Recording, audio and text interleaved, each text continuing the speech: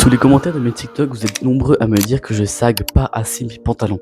Et j'avoue, parfois, c'est vrai que je les sag pas trop, ou en tout cas, on a l'impression que je les sag pas trop. Le seul problème, c'est que moi, je mets des shorts qui sont assez longs, et du coup, ils tombent sur le jean, c'est pour ça qu'on a l'impression qu'il est pas sagué, alors qu'en vérité, il est vraiment pas de fou. Mais bon, aujourd'hui, j'avais envie de remédier à cette impression que vous avez, et en plus, ça tombe bien parce que j'ai trouvé ce short que je ne mettais plus dans mes affaires, et je me suis dit, autant en faire une double ceinture sur un de mes jeans. Du coup, j'ai testé, et encore testé. J'ai mis le short dans plusieurs jeans et même des joggings, jusqu'à que je trouve le jean. Et ce jean, ça sera celui-ci. Et franchement, je suis pas peu fier du résultat.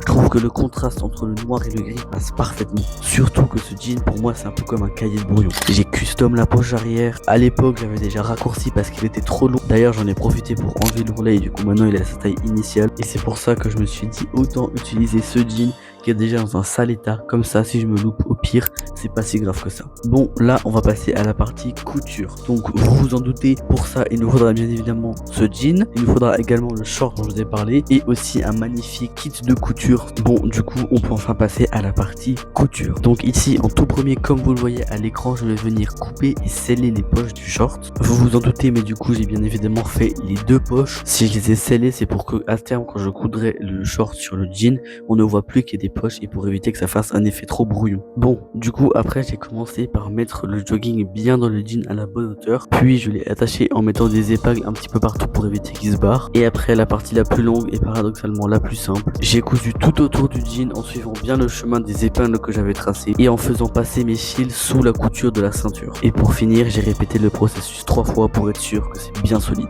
Ok les gars, du coup j'ai fini, le jean il est juste là, donc directement je vais vous le présenter et je vais le passer. Ici on voit juste la couture parce que la raquette elle est pas fermée, mais en temps normal d'être fermée, on s'en fiche. Hop là, du coup voilà, le jean rend comme ça. Bon, là j'ai un long t-shirt donc on voit pas trop, mais du coup la double ceinture ça rend comme ça. Donc en soi c'est comme si je portais juste un short en dessous de mon jean. Par contre je garde un truc et ça permet de le sag beaucoup sans que ça fasse bizarre et qu'on voit mon slip. Franchement moi j'aime vraiment beaucoup, donc dis-moi ce que vous en pensez en commentaire. Là c'est un de mes premiers vrais custom, j'ai aussi fait un Jork l'an dernier mais je l'aime plus trop. Dis-moi ce que vous en pensez, si c'est bien, si vous aimez, si vous aimez pas. Pour moi il est bien, mais je sais que franchement il est pas parfait, c'est pas très égal parfois et c'est un petit peu brouillon quoi. Restez branchés, dans la semaine à venir il y aura beaucoup de vidéos comme ça custom. Abonnez-vous, likez, commentez, partagez. Dites-moi ce que je peux améliorer en commentaire et je vous dis à dimanche prochain pour un magnifique Nick la mode. Portez-vous bien, c'est ciao.